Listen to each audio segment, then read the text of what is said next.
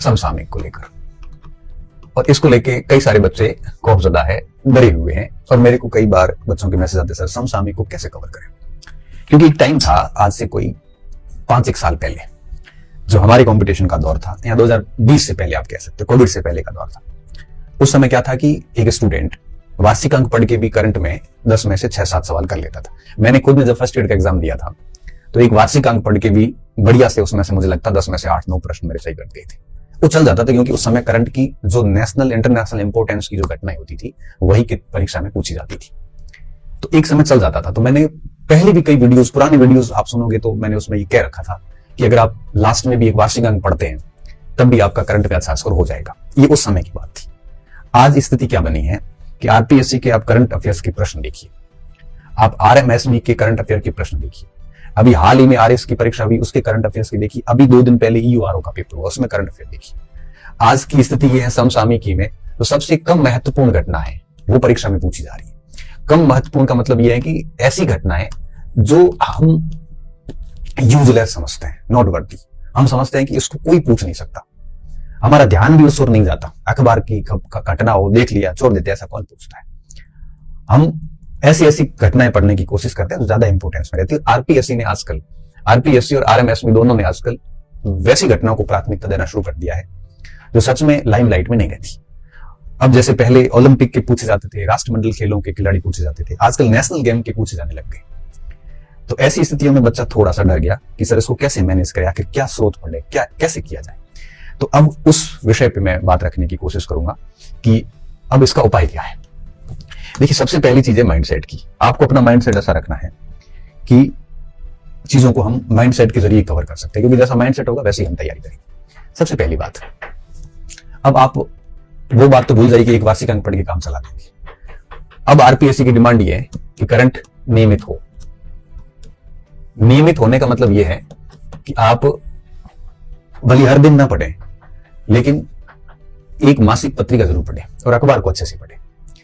तो आपको क्या करना है, नियमितता में कोई भी एक अखबार जब भी लेके बैठे आधा पौना घंटा अच्छे से पढ़ें, और उसमें कोई ऐसी कोई भी पुरस्कार वगैरह है उसकी बुकलेट बना दे, उसमें नोट कर ले आप।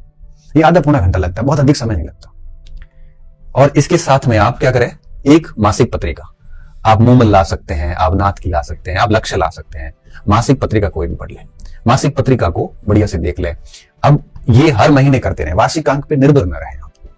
ये 2 चीजें कर लो आप, ठीक है। इसके अलावा आप एक तो नियमित पढ़े अखबार, मासिक पत्रिका, कोशिश करें कि आप शॉर्ट में अपना है वो एक नोट्स भी बना रखें, ठीक है, नोट्स भी बनाए। ये चीज भी की जा सकती है। जैसे मैंने अभी करंट अफेयर्स की क्लास स्टार्ट की, आपने देखी 16 तारीख को ली थी, 23 को दूसरी क्लास ली, 30 मार्च को आगे मैं तीसरी क्लास लूंगा। उसमें मैंने सूजस वगैरह सारी घटनाओं को कंपाइल किया।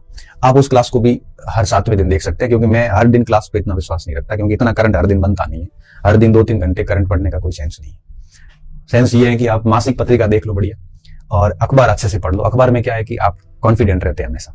और एक वो क्लास मेरे वाली अगर आपको ठीक लगती है, उसमें भी कई घटनाएं, काफी महत्वपूर्ण कलेक्शन होता है, तो उसकी एक शॉर्ट नोट्स की रजिस्टर बना लीजिए। हर दिन आधा घंटा 1 घंटा दीजिए। स्टार्टिंग में नोट्स बनाने में दिक्कत आती है, लेकिन धीरे धीरे आप कंटिन्यू अगर नोट्स थोड़ा आधा घंटा बनाओगे तो 1 महीने बाद ऐसी स्थिति आती है कि आपको पता चल जाता है कि करंट की किस खबर को कैसे लिखना है।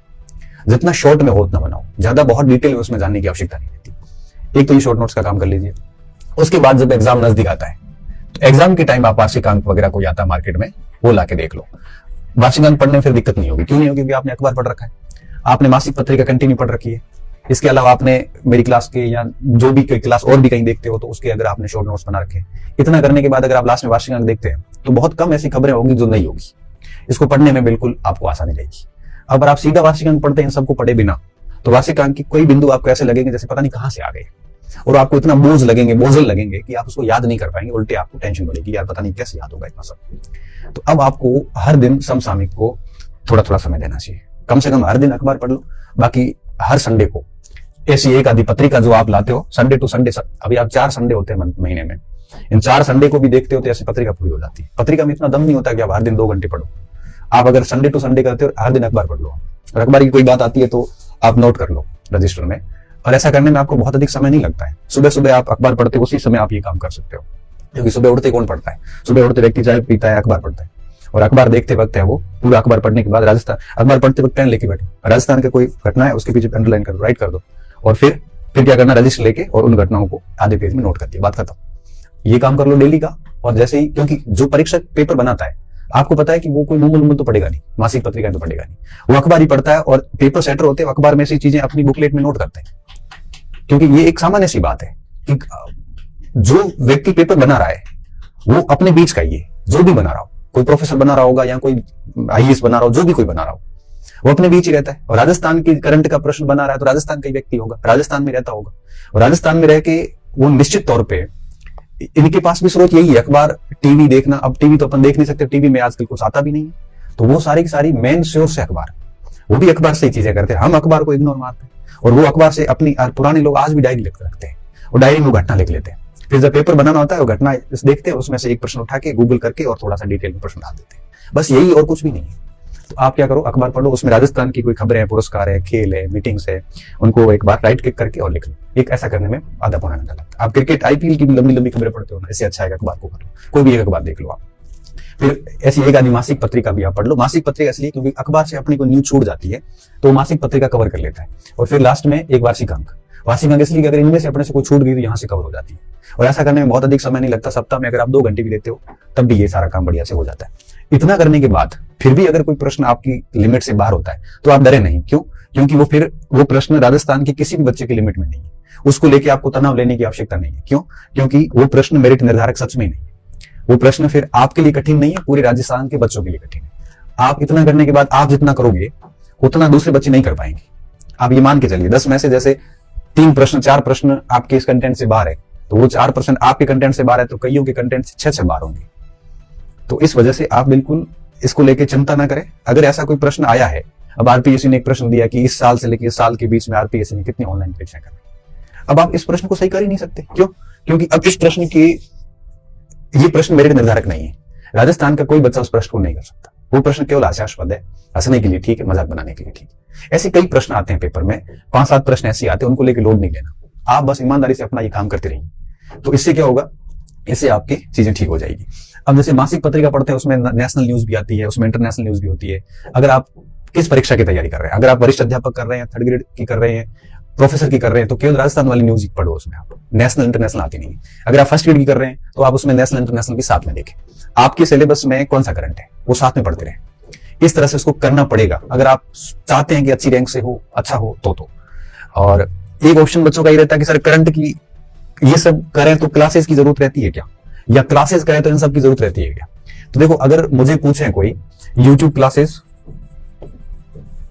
वर्सेस ये, तो मैं इसको वरीयता दूंगा। क्यों? क्योंकि YouTube की क्लासेस के अंदर ये सारी चीजें जनरली कवर हो भी जाती है ना, तब भी हमारे लिए हम उतना इसको ठीक नहीं कर पाते। हम खुद अगर इसको करेंगे तो सप्ताह में मुश्किल से 2-2.5 घंटे का टाइम लगेगा, और सप्ताह में अगर 3 घंटे भी लगते हैं तो 4 सप्ताह में 10-12 घंटे में काम हो जाता है। YouTube की क्लासेस को अगर आप टाइम देते हैं, अगर आप डेली वाली क्लास को टाइम देते हैं तो 30-35 घंटे दोगे, इधर 12-13 घंटे लगते हैं। दूसरी बात, YouTube की कक्षा अगर आप साप्ताहिक देखते हैं तब भी आपके 5-6 घंटे लग जाते हैं, और इसमें इतना समय लगता है, लेकिन इसमें फिर क्या होता है कि सारी चीजें कवर हो जाती है। YouTube पे कई बार क्या होता है कि अननेसेसरी चीजें भी डालनी पड़ती है। वो डेली जैसे 1 घंटे की क्लास लेनी है तो यार सारी चीजें नेसेसरी तो होगी नहीं, बहुत अननेसेसरी हो जाती है, फिर हमें सब याद करनी, फिर हमें पता ही नहीं चलता कि सही कौन सी गलत कौन सी है, तो दिक्कत आ जाती है। इसलिए आप इसकी बजाय इसको प्राथमिकता दे सकते हैं। और स्मार्ट स्टूडेंट वो है इसको लेके चले, और साथ में YouTube से भी कोई अगर ठीक ठाक है, आपको लगता है कि कोई मंथली है या कोई वीकली है, तो अगर आप उसको देख लेते हैं, कंटेंट देख लेते हैं, तो बोलो सवाल बात नहीं। अब ऐसा मत सोचना कि मैं मंथली ले रहा हूं तो मैं मेरा प्रमोशन कर रहा हूं, ऐसा कुछ नहीं है। मेरे को कुछ नहीं मिल रहा वहां से। मैंने वो इसलिए शुरू किया है कि मेरा प्रोफेसर का बैच चल रहा है, असिस्टेंट प्रोफेसर का, और 2nd ग्रेड का फर्स्ट पेपर भी चल रहा है, तो मुझे राजस्थान करंट का वैसे ही पढ़ाना पड़ेगा, बैच में पढ़ाना पड़ेगा, पेड कोर्स है बच्चों को। तो मुझे लगा कि वहां पढ़ा ही रहा हूं तो वो क्लासेस जो है वो बाद में वैसे काम की नहीं है, तो मैं उसको YouTube पे भी डाल देता हूँ ताकि आप भी पढ़ लो। मेरा सिर्फ उद्देश्य इतना ही है, और इसी वजह से मैं उसको निरंतर रख पाऊंगा, नहीं तो मेरे से वो निरंतर नहीं रह पाती। ठीक है ना? तो मेरा उद्देश्य ये बिल्कुल नहीं है कि भाई आप मेरी क्लास आपको ठीक लगती है तो देखिए, नहीं तो कोई इशू नहीं है। मैं क्लासेस सिर्फ इसलिए ले रहा हूँ कि मुझे 2nd ग्रेड और 3rd ग्रेड और प्रोफेसर तीनों बैच के अंदर करंट अफेयर राजस्थान का पढ़ाना है। वो मैंने प्रॉमिस किया बच्चों से बैच के अंदर एज ए फैकल्टी, तो वो मेरी जिम्मेदारी है, तो वो मैं वहां डालूंगा। तो डेफिनेटली साथ में मैंने कहा यहाँ भी डाल देता हूँ, क्योंकि करंट तो आपको पता है कि हिस्ट्री, ज्योग्राफी, इकोनॉमिक्स की तरह तो है नहीं कि आप 3 साल चला सको, 4 साल चला सको। करंट तो 1 साल का खत्म हो जाता है।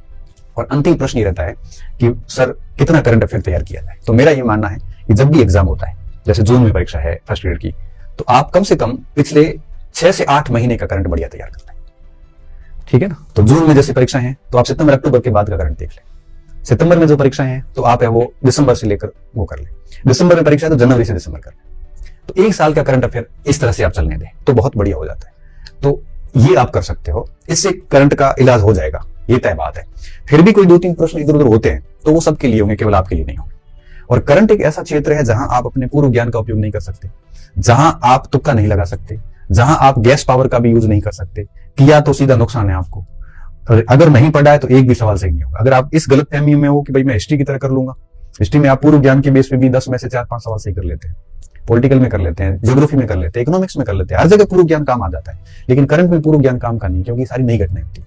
हर जगह अपन गैस लगा के सवाल सही कर सकते हैं, करंट में आपने कोई भी गैस लगाया तो गलत ही जाएगा, और कोई किसी का नसीब सही होता तभी हो पाता है। इसलिए करंट में ना तो गैस पावर लगता है, ना पूर्व ज्ञान काम आता है। पढ़ा है तो सवाल सही हो जाएंगे, नहीं पढ़ा है तो हाथ भी नहीं लगा सकते इन सवालों का। और अच्छा खासा वेटेज रहता है। फर्स्ट सेकंड ग्रेड के अंदर आप देखोगे तो 200 में से 20-30 नंबर का करंट आता है। थर्ड ग्रेड में भी बहुत अच्छा रोल है उस करंट अफेयर का। कोली लेक्चर के अंदर 100 में से 20 प्रश्न करंट अफेयर के आते हैं, तो इसका अच्छा रोल है और ये एक सबसे सुलभ स्कोर है जो किया जा सकता है। इसलिए आप इस पे अब टाइम देना शुरू करें। हमारी आदत नहीं है करंट पढ़ने की, किताबों से, अखबार से नोट्स बनाने की, तो ये आदत डालिए, क्योंकि बदलते हुए आरपीएससी और आरएमएसबी के करंट के पैटर्न को भेदने के लिए ये जरूरी है। ठीक है।